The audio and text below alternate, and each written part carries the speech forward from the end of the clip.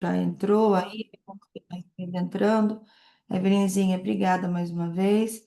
A gente tem sempre que agradecer aí a Cristália Latinoforme e a Roche pelo apoio do Rooster, para ele conseguir estar online aí e a gente conseguir rodar esse curso que é tão legal, né? Tão valioso. Pelo menos a gente tenta trazer aí o máximo de informação possível. Então tá bom.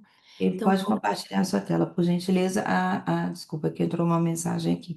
A Marcela, então, é fellow do Hospital de Olhos de Curitiba, fellow do nosso querido Leandro Chaves, e vai apresentar, então, complicações de faco e técnicas de Amani. Marcele, obrigada, seja bem-vinda.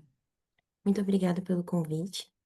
Então, eu sou a fellow do segundo ano aqui do Médico de Olhos, meu preceptor é o Dr. Leandro Chaves, e hoje a aula, então, vai ser sobre as complicações de faco e a fixação com Yaman. Mudou o slide para vocês? Não apareceu sua tela ainda, você tem que compartilhá-la de novo. É, acho que já estava compartilhada. É, não mudou o slide, não, Marcelo.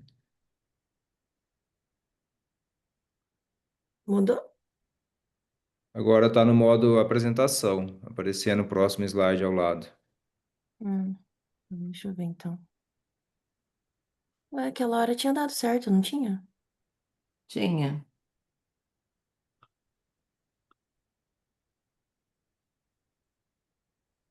Eu acredito que se sair do compartilhamento, aí você coloca ele em modo tela cheia, depois entra Agora direto. deu certo. Deu Aí deu certo? certo. Deu. O que Sim. você fez? Eu não sei, eu só compartilhei de novo. Agora deu certo. Então tá bom. Então, a rotura de cápsula posterior é uma complicação temida na cirurgia de catarata, mas realizar uma vitrectomia bem executada diminui as complicações como descolamento de retina, descentração da lil e até mesmo casos graves como endoftalmite. Então, no preparo inicial, é muito importante a gente avaliar primeiro os fatores de risco para a rotura da cápsula. Então, primeiro, o paciente ele toma alguma medicação que possa fazer a cirurgia ficar mais difícil, como por exemplo, ter uma íris mais flácida. É, história pregressa, já teve história de trauma ocular, já teve história de cirurgia prévia, principalmente da vitrectomia. Como que é o acesso cirúrgico? O paciente tem uma órbita muito funda, uma câmara rasa, a catarata ela é muito densa, uma catarata muito difícil, por exemplo, na catarata polar.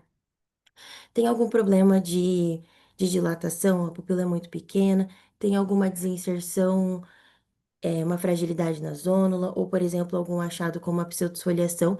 Tudo isso é importante para a gente saber antes de começar a cirurgia. Além disso, é, ter sempre um vitreófago pronto e calibrado, nem que seja um vitreófago de câmara anterior, ou disponível mesmo na um cirurgião de retina. Então, a primeira coisa que a gente precisa saber é a identificação de uma rotura da cápsula.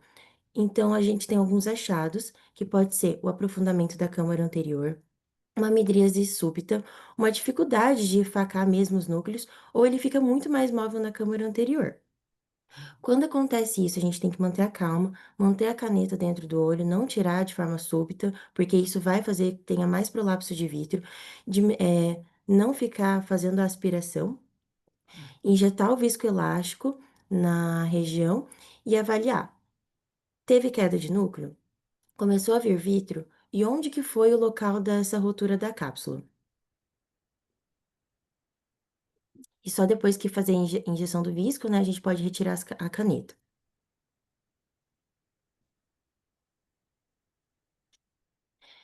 Então, na avaliação, você identificou que teve uma rotura, você vai fazer uma vitrectomia anterior. Depois de realizar a vitrectomia, pode instilar um pouco de carbacol para avaliar a resposta pupilar. Avaliar antes disso, desculpa, de instilar o carbacol, a estabilidade das zônulas, se tem suporte ou não, se tem saco capsular, se teve mesmo a queda do núcleo. Depois a gente vai suturar a incisão e fazer o antibiótico intracameral, só que com muita cautela, porque ele também pode ser tóxico para a retina. Na avaliação pós-operatória, fazer a prescrição dos colírios, realizar sempre o mapeamento de retina, fazer o controle do edema de córnea, da pressão e, se não for possível realizar no mesmo dia da cirurgia mesmo, encaminhar logo em seguida para a retina. Quando chega para a gente, geralmente, a gente consegue realizar no mapeamento mesmo, a gente já consegue identificar a queda no núcleo, de córtex ou até mesmo da lil. E aí agora eu vou falar para vocês um pouquinho sobre as técnicas para remoção do núcleo no vítreo. Então, o primeiro passo para isso é fazer sempre o core. A gente vai começar removendo o core e removendo o vítreo da região anterior. Também é importante você fazer utilizar uma espátula de íris para remover as traves vítreas, principalmente essas que ficam na região principal ou na paracentese, porque deixar o vítreo exposto tem um risco muito grande de fazer o contato da parte externa do olho com a cavidade interna, isso aumenta a nossa chance de endoftalmite.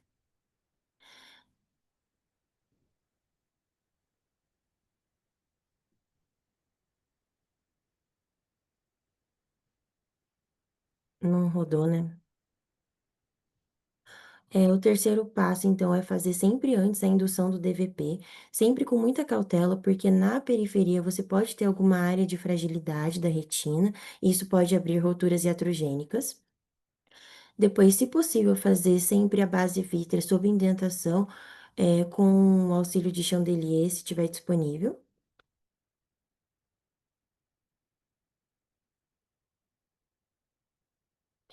A gente aqui no nosso serviço, a gente sempre coloca o perfluorcarbono para fazer a proteção da região da mácula, antes de começar a fragmentação do núcleo.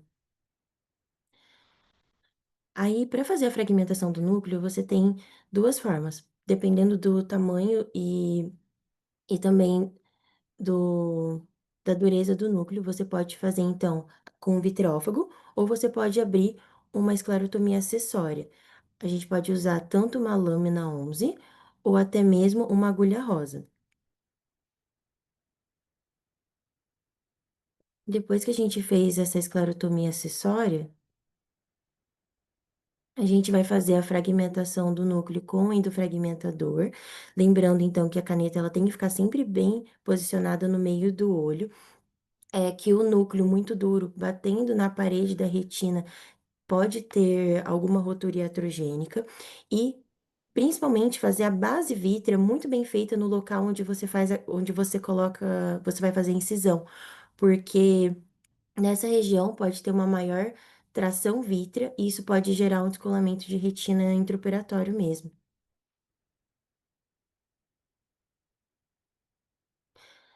Depois que fizer a fragmentação do núcleo, a gente vai pegar e vai fazer a sutura da esclerotomia.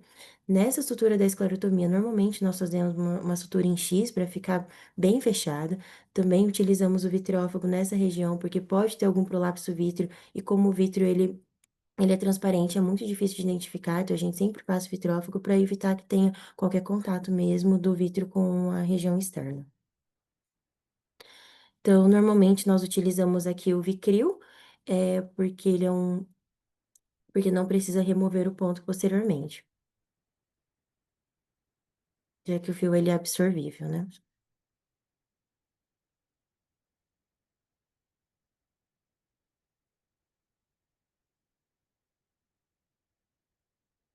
Depois disso, é realizada a remoção do perfluorcarbono de dentro do olho e revisão da base vítrea com indentação, né?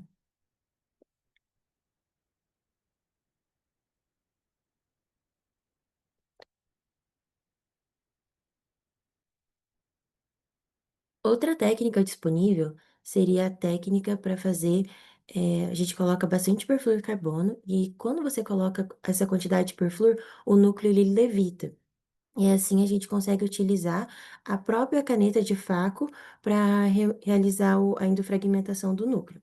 O que acontece é que, às vezes, nesse caso, por conta do turbilhonamento do perfluor, é importante você colocar uns plugs mesmo nas esclerotomias para evitar que o perfluor fique vazando pelo esclerótomo. Além disso, é importante você sempre utilizar um indentador, Porque como o núcleo ele fica muito móvel dentro, se você utilizar o indentador na periferia, ajuda o núcleo a ficar no centro e a fazer a fragmentação melhor.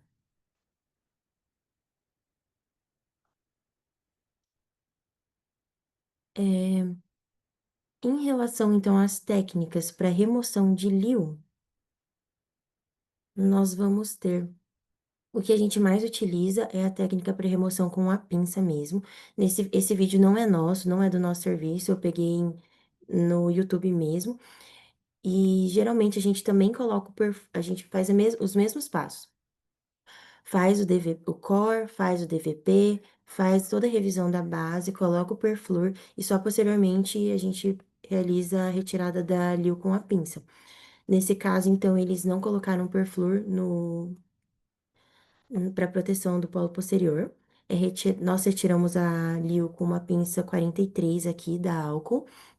Colocamos a lio em cima, então, em cima da região da íris mesmo.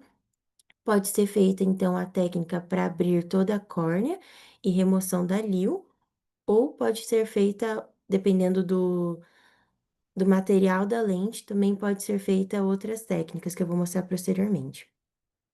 Então, aqui eles estão abrindo a córnea, provavelmente porque é uma lente rígida, né?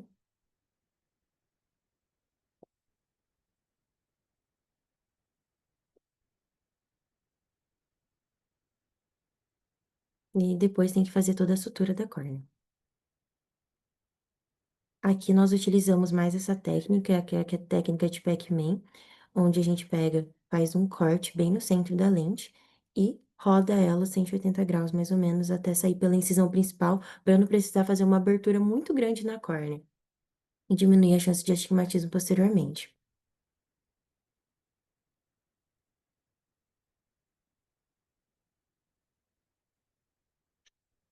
Em relação ao implante da lente, tem que lembrar que todas as vezes a gente não pode colocar uma lio de peça única no sulco, senão tem uma chance de formar edema macular, tem chance de uveíte. Então, as opções que nós temos disponíveis são a lio de 3 peças no sulco, a lio de câmara anterior ou realizar as fixações secundárias. Na lio de 3 peças no sulco, primeiro você tem que avaliar principalmente se tem o suporte mesocapsular. Então, você tem a opção ou de colocar direto o primeiro áptico no sulco, ou você pode colocar o primeiro áptico sobre a íris e depois fazer o giro da lente.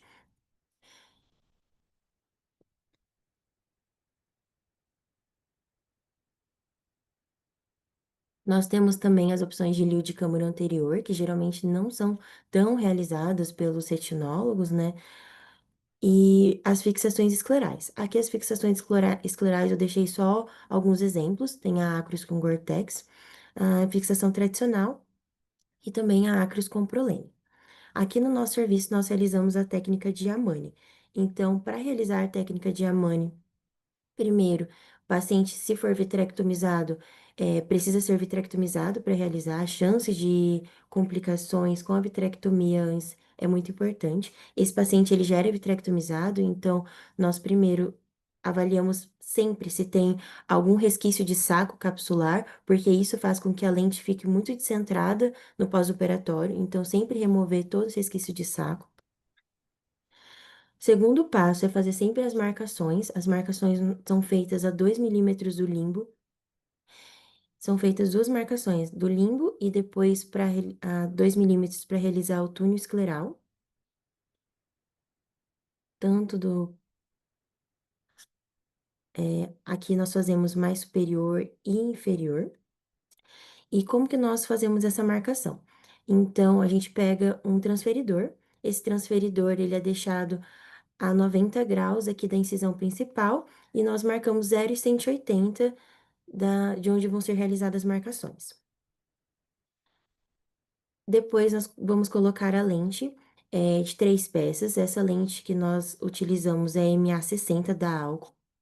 Aí, a MA nós posicionamos sempre por cima da íris. Depois, com uma agulha 29, nós fazemos o túnel escleral a 2 milímetros do limbo. E com uma pinça 43, nós colocamos o primeiro áptico dentro da agulha. Realizado a mesma coisa do outro áptico, faz o túnel escleral com uma agulha 29.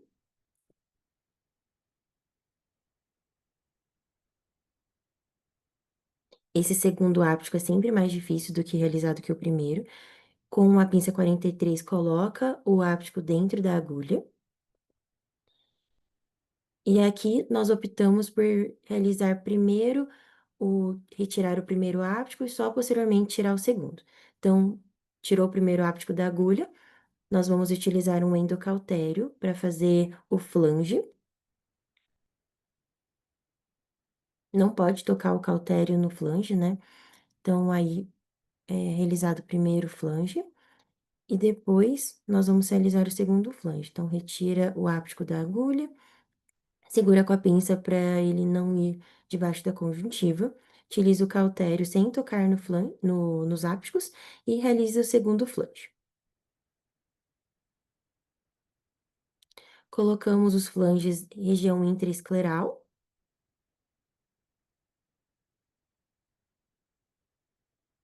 E depois avaliamos se a conjuntiva está recobrindo os flanges. Lembrando, então, que essa não é a técnica tradicional do Yamane. Na técnica tradicional, ele utiliza a, a agulha número 30, que não é tão disponível aqui no Brasil. Segundo, que ele deixa sempre os ápticos a 0,180. Faz uma incisão principal para colocar a lente nessa seta de baixo e duas incisões acessórias, né, duas paracenteses nessas setas laterais. Aqui, como a gente tenta fazer com o mínimo de incisão principal desculpa, com o mínimo de paracenteses, né, a gente tenta não abrir outras incisões, a gente faz daquela outra forma. Nós temos algumas complicações do Yamane. A principal complicações que nós temos é essa captura do corpo da lente mesmo, que nós resolvemos nós tivemos acho que uns 4 casos, e nós conseguimos resolver fazendo iridectomias cirúrgicas, tanto superior quanto inferior. Não tem nenhum estudo sobre isso, eu já procurei a respeito, já fiz uma revisão bibliográfica sobre isso, mas não achei nada. Mas nós percebemos que, às vezes, por conta da íris ser muito flácida, o turbilhonamento desculpa, por conta da íris ser mais flácida, o humor aquoso, ele acaba passando com mais dificuldade e isso faz com que a lente fique capturada. Então, fazendo as iridectomias cirúrgicas intraoperatórias mesmo, diminui a chance de captura.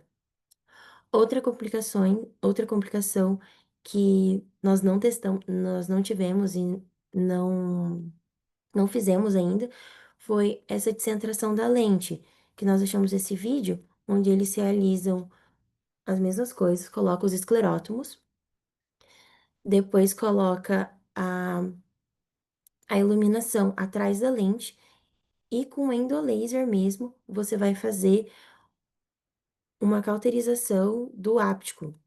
Isso faz com que o áptico ele fique um pouco mais dilatado e diminui essa descentração da lente, mas isso a gente nunca testou ainda aqui.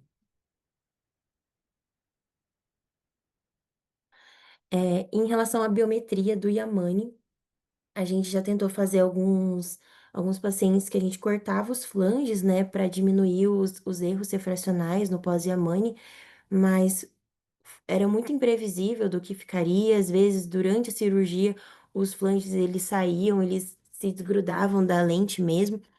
Então, a gente começou a utilizar esse trabalho de 2021, onde eles preconizam que você pode escolher uma lente de menos 0,75 ou menos 1 no pré-operatório, e isso deixaria mais ou menos um plano no paciente pós-Yamane, e tem resolvido bem os nossos casos. Então, de conclusões em relação à aula, se possível, se tiver alguma complicação, realizar uma vitrectomia precoce. Se não for possível, deixar o segmento anterior bem organizado para a próxima cirurgia. Pós-operatório de todas as vitreas ou de todas as complicações, realizar sempre a dilatação e o mapeamento de retina. E a técnica de fixação escleral vai depender da escolha do cirurgião. Todas as técnicas são válidas, todas são boas, e isso depende de quem vai escolher na hora. Se alguém tiver dúvida, pode mandar mensagem para mim. Eu demoro para responder, mas eu respondo. E eu acho que é só isso. As referências e acabou. Muito bom, Marcelo. Excelente sua apresentação. Eu acho que você trouxe alguns pontos bem interessantes aqui essa ideia de fazer as iridotomias, eu não sei se o Cláudio faz bastante a Mani, o Benoro e o Hudson, se vocês querem comentar depois, mas eu achei muito interessante, porque realmente tem um racional para isso, né, Leandro? Quer dizer, você fazer melhorar o fluxo do muracoso ali para que você evite que a lente seja capturada, né? Que como a gente envelopada aí ela venha para frente, que a gente vê às vezes é até uma intermitência, né? Tem paciente que às vezes chega com a lio na frente da íris. Aí, de repente, ali volta lá para trás da íris de novo, dependendo da posição de cabeça. E se o paciente não tem reação de câmara anterior e não tem piora da visão, às vezes a gente vai observando esse quadro. É, eu acho que a Mani requer uma curva de aprendizado, né, para todo mundo, não é tão simples fazer, parece tecnicamente simples, mas é uma cirurgia que pode dar um trabalho, acho que você pode comentar isso daqui a pouco. E eu acho que Yamane, para minha opinião como retinólogo, eu acho que a Yamane deve ser feita realmente sempre com infusão, porque você mantém o tônus, você mantém o olho estável, do que de repente você fica manipulando demais. Já vi cirurgiões de segmento anterior fazendo com aquela manipulação extrema que dá até uma falta de ar na gente, pensando o que que vai acontecer depois. Uma outra coisa que eu achei interessante também foi você comentar que é por aí mesmo, de não encostar o cautério na flange, porque quanto mais você encosta, às vezes você não faz o flange e você só diminui o tamanho do áptico, né? O áptico reduz de tamanho se você aquecer ele muito, então você vê ele contraindo, e isso às vezes ajuda a descentrar a posição da sua lente. E você colocou, só para o pessoal mais novo, você colocou o cálculo biométrico, você colocou de escolher uma lente de menos 0,75 ou uma lente menos um, mas eu acho que você quis dizer para calcular a lente para menos 0,75 ou menos um, que você vai conseguir chegar a um plano no pós-operatório, né? Não escolher uma lente de 0,75, mas fazer o cálculo, quando você fizer o cálculo para a sua lente intraocular, você calcular para menos 0,75 ou menos um, que você vai ter menos erro refracional no final da cirurgia. E o doutor Udzo quer comentar, e Marcelo, se você conseguir. O Lucas Cavalcante está te dando parabéns pela apresentação e ele está pedindo para você se você pode mandar o artigo do cálculo biométrico da fixação depois. Hudson. Parabéns, Marcele. Gostei muito dessa técnica aí do laser, você com o endolaser ali na lente intraocular, no Aptic. Interessante, né, na estabilização do Yamane. Como que você usa a potência desse laser? É, Eles sugeriram de ser de 200 de potência contínua. Contínuo. Faz Uhum. algumas vezes ali. Tem trabalhos referentes em relação a isso? É uma coisa nova? Eu não sei dizer, a gente nunca realizou esse daqui. Esse aqui foi só uma técnica que a gente achou, mas a gente ainda não teve algum caso assim que precisou realizar. Entendo. Sobre a questão da vitrectomia, né, até coloquei no grupo aí, uma técnica interessante você explicou bem fazendo, no caso no cristalino deslocado e também da lente intraocular deslocado. O primeiro passo que eu sempre oriento os fellows é fazer uma boa vitrectomia, uma core vitrectomy, uma vitrectomia periférica, e a partir do momento que a lente fica ali em movimentação, você cobrir a mácula com perfil carbono, porque você protege a mácula. E quando você coloca perfil carbono, eu coloco em alusão a essa técnica aí do stand-up, um pouquinho que você coloca, a lente já fica em pé. E quando pegar a lente, não pegar no áptico, porque senão se ele quebra ali na transição de baixo para cima, especialmente em pupilas pequenas, aí você tem uma outra complicação. Então, geralmente eu pego ali entre o áptico e o corpo da lente intraocular, pega bem, fica uma pega boa, que aí você sobe a lente e, caso, dependendo do tamanho da áptica, você entra com a pupila pequena, você entra escalando ali a íris, já com metilcelulose, tudo protegendo, e termina como você terminou. E no caso de lente de cristalino deslocado, o fragmentador é muito importante saber os parâmetros dele e nunca fragmentar lá na retina. Sempre a técnica depois da vitrectomia tirou o vítreo, porque senão ele fica grudando ali, o cristalino é ruim. Então fez a vitrectomia, ele está flutuando, sempre pegá-lo na aspiração e fazer o trabalho da fragmentação lá em cima, longe da mácula, lá no vítreo médio. Aí as complicações diminuem, né? Parabéns, né? Gostei demais da sua apresentação e também te parabenizo por ter apresentado no Cataract Coach. E não podia ser anônimo, não, eu mostrar você, porque ficou muito bom mesmo, né? Parabéns. Obrigada. Esses vídeos são do Dr. Leandro, não fui eu que fiz, não. É, acho que, Casela, Marcele, desculpa. É, parabéns, Marcele. Acho que tem algumas coisas da endofragmentação que são bem legais que a gente cuida aqui. Primeiro, a quantidade que a gente estiver operando no 3D é muito importante diminuir bastante a iluminação, né? Deixar a iluminação em 30, 25, porque a catarata, quanto mais branca ela é, mais vai ter reflexão da luz ali. E aí isso facilita bastante a visualização. Esse cuidado também que a Marcele mencionou na aula de tirar bem o vítreo periférico da região superior, principalmente onde vai fazer a esclerotomia acessória, para entrar com o vitreófago, acho que é bem importante, porque é ali que vai ter uma tração, encarceramento, uma microrotura, e você pode até ter uma surpresa de um descolamento no pós-operatório, né? E essa limpeza que a gente faz de maneira rotineira, né? Antes de fazer o ponto em X também ali, mesmo que a gente não esteja achando, a gente acha que não tenha vítreo, a gente passa o vitreófago ali do lado de fora do olho, para retirar qualquer vítreo e evitar qualquer tipo de encarceramento ali na nossa sutura em X. Acho que esses são pontos bem importantes ali da cirurgia. excelente. Eu vou pedir para o Casela comentar e depois a gente vai ter uma pergunta, Marcela, dá uma olhadinha, Leandro, no chat, por favor. Casela.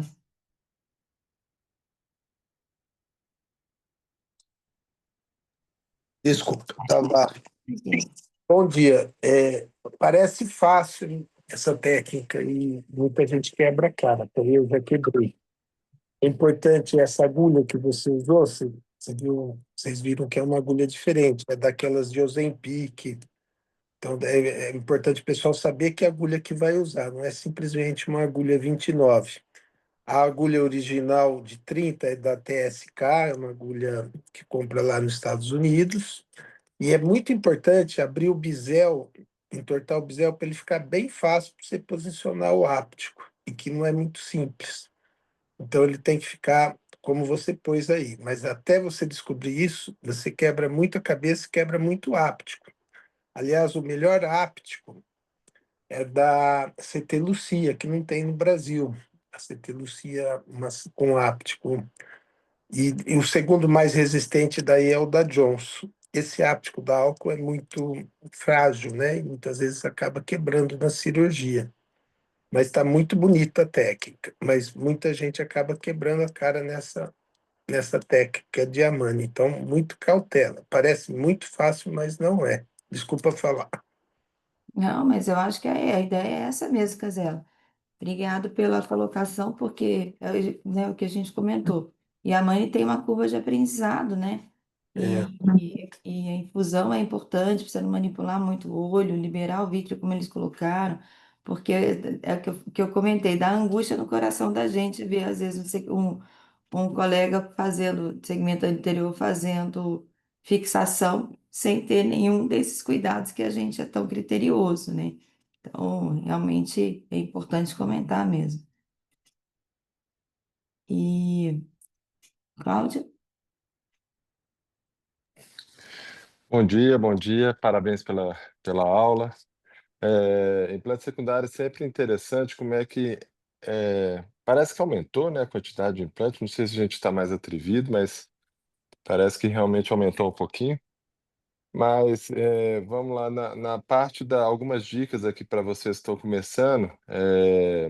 Quando vocês pegam o núcleo luxado, geralmente o cirurgião de câmara anterior te manda com uma proporção menor do que tá. Geralmente é só um pedacinho que caiu, quando você vê, ou é o núcleo todo, ou se não caiu nada, você vai olhar, sempre tem alguma coisinha para poder fazer. Então eu gosto de fazer a vitrectomia posterior.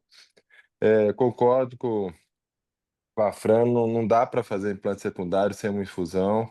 Eu já entro para implante secundário para fazer a vitreco posterior, porque geralmente vai ter ali um descolamento vítreo, vai ter um vítreo mais inflamado, um vítreo com córtex e tal. E aí, geralmente, a gente já tira, já deixa tudo limpinho, já faz uma base vítrea legal também.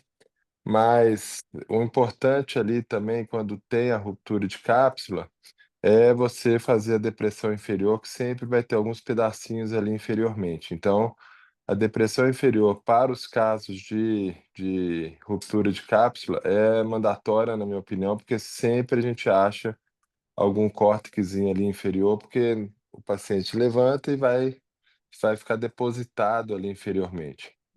Em relação à lente, vocês têm que lembrar, quando você vai tirar a lente, vocês têm que lembrar que quando a posição da pinça que vocês colocam, que vocês vão pegar ali a alcinha, vocês têm que lembrar que vocês vão ir para a câmara anterior e usar a mão esquerda, que geralmente não é a boa da maioria das pessoas, e ali você tem que ter um espaçozinho para você entrar com a pinça de lente ou com uma pinça de retina, para você poder pegar com tranquilidade. Então você não pega muito na ponta e ao mesmo tempo não pega muito próximo da ótica, porque senão você pode quebrar ali e ficar difícil de você manipular quando você for para a câmera anterior.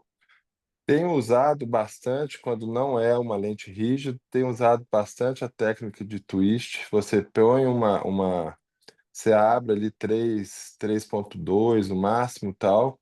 Você põe na incisão lateral, né, na side que você fez. Você põe ali uma espátulazinha para proteger o endotélio, pega no meio do corpo da lente dobrável e faz o movimento de twist na hora de sair.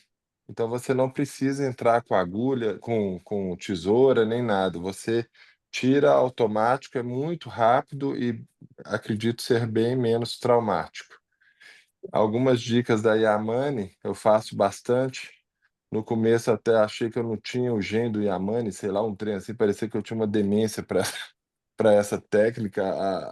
A curva de aprendizado das outras técnicas é mais fácil do que dessa, mas é uma técnica que, se você aprende, é uma técnica muito rápida que você acaba fazendo, né? Terça-feira eu fiz 3 Yamanes, né? E coloquei uma lente na câmera, no sulco. Mas algumas dicas se você tem possibilidade de escolher a incisão, se foi ali durante a sua cirurgia, ou se é um tempo maior depois da outra cirurgia, faça a incisão mais a 90 por causa da questão de colocar a segunda alça. Na hora de colocar o trocáter, lembra da posição que você vai entrar com a agulha, porque senão você vai ter que tirar o trocáter para colocar as agulhas. Então, coloca mais no temporal inferior, coloca mais próximo de 6 horas, que você vai ter mais facilidade depois de mexer com essa segunda alça.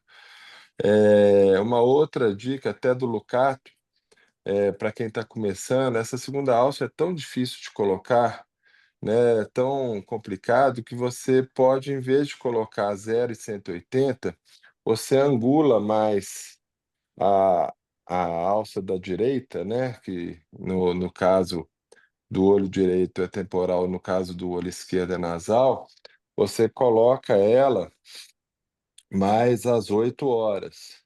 E aí você vai subir também numa mesma proporção de 180, você vai subir para as 2 horas na sua mão esquerda a segunda alça, a primeira alça, porque a segunda alça é que é difícil de colocar. Então, você fazendo a incisão a 180 e trazendo o eixo para mais próximo de 6 horas, você vai ter mais facilidade de colocar.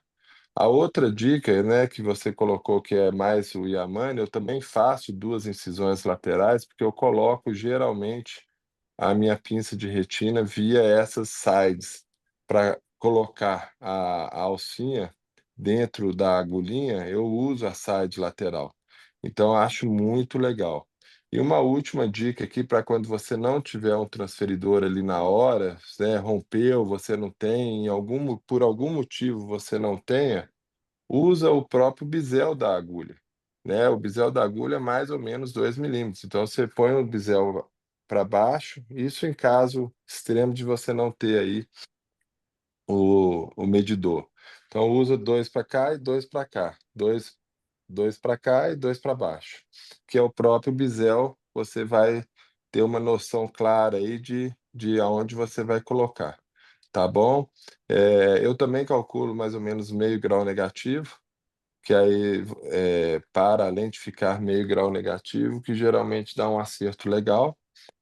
E acho que é isso, acho que é não ter medo de fazer a vitreco posterior quando você rompe a cápsula. Depois de um tempo grande, eu rompi uma cápsula terça, foi esse caso que eu pus no sulco.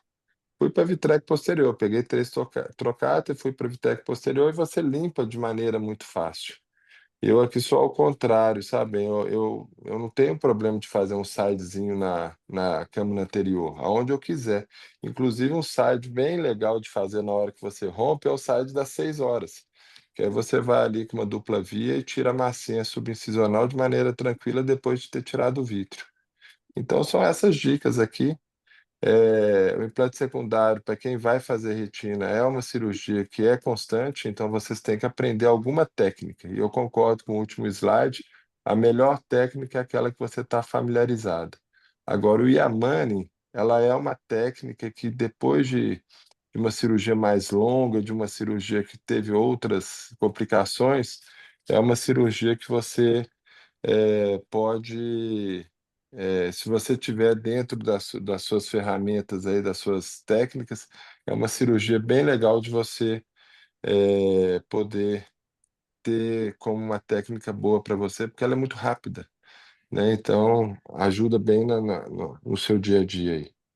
Falei muito, né, Fran? Mas tá bom. Não, falou bem. Não fica traumatizado. Não, eu só adoro implante secundário, assim, eu acho chato, mas eu passei a ter que gostar, porque é tanto implante secundário que o pessoal manda pra gente, né, que a gente tem que ter as técnicas todas em dias. Tem várias coisas que a gente pode depois mostrar, de usar o próprio saco quando a lente vem já dentro do sacar o complexo saco capsular, lente, tem você aproveitar a mesma lente, tem usar o Prolene 6 zeros naquela lente que você tem o furinho, você pode usar o Prolene 6. Então, tem várias técnicas legais que vocês têm. Não, além das que você já falou durante a aula aí, né, tem muita técnica que vale a pena vocês terem familiaridade. Legal. Muito bom. Benoit? Bom dia, pessoal. Marcelo, parabéns pela aula. Agradeço também aos colegas pelos comentários. Só assim, dois pequenos comentários. Um deles, só reforçando a questão da base vítrea, porque é muito seguro mesmo você fazer uma vitrectomia, mas só que com o vitriófago. Na hora que você coloca o equipamento, a ponteira do faco lá no fundo, e se a base vítrea não estiver bem retirada, eventualmente ela pode obstruir a ponteira do faco, você faz um puxadão na retina. Então aumenta bastante a chance de você ter uma complicação. Então, assim, a base vítrea, antes de você começar a fazer a endofaco, ela tem que ser bem retirada. Isso é muito importante. Outra coisa é o seguinte, se você é um cirurgião de retina, é isso que a gente está dizendo, você já tem familiaridade com o segmento posterior, você já vai entrar com uma infusão, você faz tudo. Agora, sim, se é um cirurgião de segmento anterior, caiu o vítreo, o que eu sugeri, eu não sei se todos os colegas vão concordar comigo, mas se caiu o núcleo, caiu uma parte do núcleo, se der para colocar lente, já coloca, porque assim, não tem nenhum motivo para deixar para depois isso daí. Porque a gente não vai puxar e tirar o núcleo pelo segmento anterior, você vai fazer tudo lá atrás. Então, se a lente já estiver posicionada, é assim, é metade da cirurgia que você está fazendo, e não depois terminar tudo, ainda vai abrir a córnea, colocar a lente. Então, eu prefiro que já seja feito assim. A hora que eu pego, eu gosto de que já esteja pronto, eu faço só na parte de trás. Agora, claro, se não der, se for uma fixação, daí sim, ela fica para o final. Outra coisa, quando você trabalha num grupo, é fácil você pedir para o cirurgião de retina já converter ele na hora, às vezes ele está no centro cirúrgico. Se você trabalha num lugar que não tem um cirurgião de retina, não tem problema, faz isso que eu falei, termina a cirurgia, o que for possível, coloca a lente, faz ali o segmento anterior e ele pode fazer a cirurgia dele 2, 3 dias sem problema, assim. Eu não sei se todos os colegas vão concordar, mas não me parece que o índice de complicação aumenta. Então, assim, não é exatamente uma sangria, né, que você precisa resolver aquilo exatamente naquele momento. Essa é a experiência que eu tenho. Eu Excelente. Uma coisa, concordo. desculpa. Pode falar, Cláudio, desculpa. Não, não, uma coisa legal que o Abenô falou é justamente o combinado, né? Então, se você tem faco fragmentador, é importante você combinar com o pessoal de colocar a lente, né? Se por acaso você que vai colocar a lente, uma técnica bem interessante com a do núcleo Luxa, para não precisar fazer, porque o faco fragmentador, pelo menos eu desconheço algum que seja 23 ou 25, então você tem que abrir mais. Então, uma técnica super elegante, você faz a vitrectomia, põe perflu, luxa o núcleo para próximo da onde que ele ficaria ali, e o perflu ele faz às vezes do vítreo. Então você faz a faco normalmente como você fosse fazer, não fica querendo quebrar demais, você vai comendo o núcleo por inteiro, mas é uma técnica bem interessante para quem já é retinólogo, você luxa com o pé-flu e come ali aonde que ele teoricamente deveria estar. E uma dica que foi dada na aula que é muito interessante, se você vai fazer a fixação, geralmente tenta tirar o resto de cápsula, que ela pode se descentrar assim, é muito comum. Que eu ia comentar, Benor, é que aqui a gente urgencia, né? Vai tentar fazer no mesmo dia os casos que às vezes chegam no ambulatório para nós com exposição vítrea. Então, exposição vítrea ali é o caso que a gente abre um kit para fazer a cirurgia, porque a gente não quer de maneira nenhuma essa conexão ali do ambiente externo com risco de endoftalmite. Sobre o Yamane, acho que a dica que o Casella deu também é muito importante, né, de angular as agulhas de uma maneira que o bisel fique visível, né, para superior, fique muito mais fácil a cirurgia. E a posição da, da marcação, né, a posição onde você vai passar o Yamane tem que ser a 90 graus da incisão principal. Se você não faz a 90 graus, você vai se bater e vai precisar fazer um monte de acessória para conseguir ganhar a posição de colocar o segundo áptico, principalmente dentro da agulha. Um outro ponto que talvez nas primeiras cirurgias dá dificuldade é saber o quanto que você tunelizou dentro da esclera. Então a agulha ela é bem cortante, então você às vezes tuneliza muito mais do que 2 milímetros, às vezes você acha que tunelizou 2, não tunelizou nada. Então uma das maneiras de saber quanto tunelizar é tatear a agulha dentro da esclera com a ponta da pinça. Então você vai sentir onde ela está ali, se ela já chegou na sua posição desejada. E uma das coisas que, pelo menos a minha experiência, eu acho que faz diferença é o tipo de pinça que você utiliza para colocar o áptico. Se você tiver uma pinça muito forte, com adesão forte mesmo, às vezes a gente usa pinça 23, né, entrando ali para o segmento anterior, a chance de você entortar o áptico é maior. Então, utilizar uma pinça mais delicada mesmo. A gente tem utilizado, como a Marcela acho que comentou, a pinça da Alcon de referência 43, que é uma pinça bem delicada, que a gente não, acaba nunca. Acho que a gente nunca teve nenhum caso que a gente precisou trocar a lente. É sempre bom ter uma segunda lente, tá? Porque se desinsere o áptico da lente ou se quebra, tem que trocar a lente, porque ela não vai centrar. Então, precisa ter uma lente reserva se você quiser sair com o paciente com a cirurgia realizada. Então, uma apresentação muito rica, né? Hoje de técnicas e cuidados cirúrgicos aqui com a Iamãe. Acho que vocês trouxeram, assim, bastante informação e manejo da técnica, e o principal são as dicas de como fazer, né? E o que o Casella disse. Então, o pessoal que está planejando começar a fazer técnica de Amani, tenham cuidado na hora de fazer essa manipulação e assistam novamente a apresentação, se for o caso, para que vocês possam ter aí os conceitos e a técnica na sua cabeça na hora de fazer. Porque a gente brinca, né, Leandro? Que operar é coisa de macaco, né? Todo mundo aprende e faz, e reproduz. Resolver complicação é uma coisa de um bom cirurgião e se antever as complicações que podem existir. Então, fiquem atentos a isso e procurem sempre entrar munidos de uma técnica nova de todos os cuidados possíveis da sua segunda opção se não der certo, né? Sim. Para que você possa sempre fazer o melhor possível para todo mundo. Excelente, viu, meninos? Muito bem, Marcelo, parabéns, viu? Você foi muito didática, a apresentação foi excelente. Tem uma calma na voz, né, que vem desses olhinhos puxados, né? Eles são tão tranquilos assim. Muito bom. Parabéns, Obrigada. excelente. Eu acho que a gente não tem nenhuma outra dúvida aqui. Alguém quer fazer mais algum comentário? Francine, eu queria fazer uma pergunta para o Leandro e talvez para alguém que tivesse uma experiência maior dessas fixações, né? Um caso clínico aqui, de um paciente que tenha uma. Eu vi um caso desse, né? Referi para uma implante.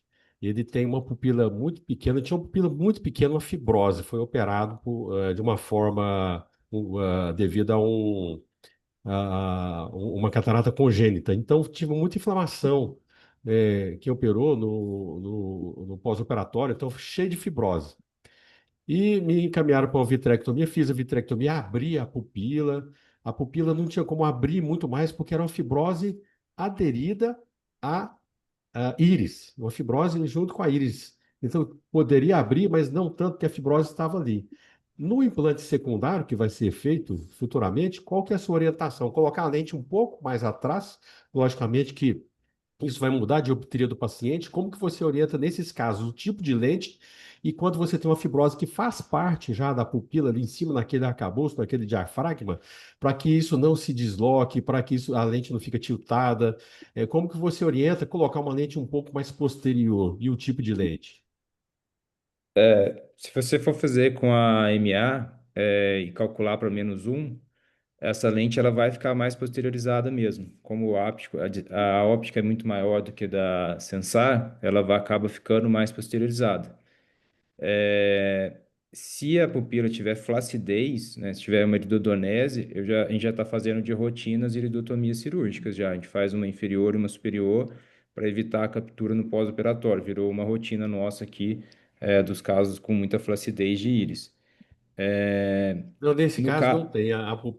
É reto por causa da fibrose que sim, ocorreu na infância, né? Ele eu operou acho. catarata congênita com 12 anos, hoje tem 24. E a pupila é centrada, ela não é deslocada. Essa entrada é. Sim. Acho que na hora da cirurgia eu usaria MA mesmo, calculando para -1. E na hora da cirurgia é só tomar o cuidado de, quando for passar o segundo áptico, já deixar toda a óptica da lente atrás da íris.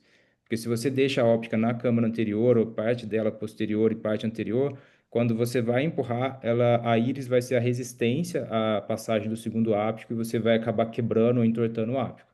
Então você tem que passar a óptica toda para posterior à fibrose, né, posterior à abertura pupilar, e aí você vai conseguir passar bem o segundo áptico. E um detalhe nessa cirurgia é que o segundo áptico vai ser, se você for passar o inferior, o segundo áptico que a gente usa aqui, quando você for passar, a tendência nossa é deixar a ponta do bisel da agulha, né, mais no meio da pupila possível, assim, para a gente, que é onde a gente tem a melhor visualização. E isso é ruim porque não dá o vetor certo para o áptico entrar dentro do lumen da agulha. Então você vai ter que apresentar a agulha para você e com a sua agulha você vai ter que fazer uma movimentação para a direção da sua incisão principal, né?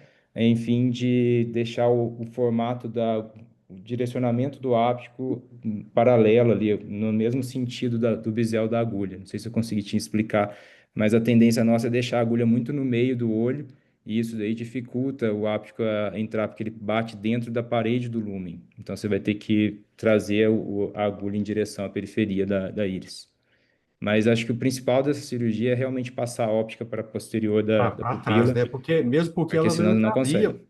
devido à pupila, como se estivesse fixada, um pouco É, dilatada, e aí daria um trauma maior, porque essa fibrose ela vai em toda a extensão, entendeu? sim. É, Se é você ótima dica.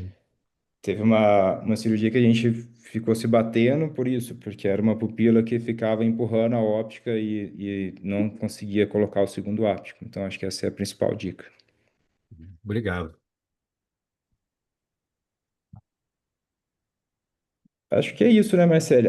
Sobre a vitrectomia, eu acho que tem que ser vitrectomizado. Infelizmente, eu concordo com a Fran, tem que ter infusão e sem vitrectomia, quando você vai passar o segundo áptico, a lente desce totalmente para a cavidade vítrea e se tiver vítreo ali, com certeza vai tracionar. Então, a gente faz a vitrectomia bem feita. Não sei se é uma técnica boa para fazer sem uma vitrectomia ampla.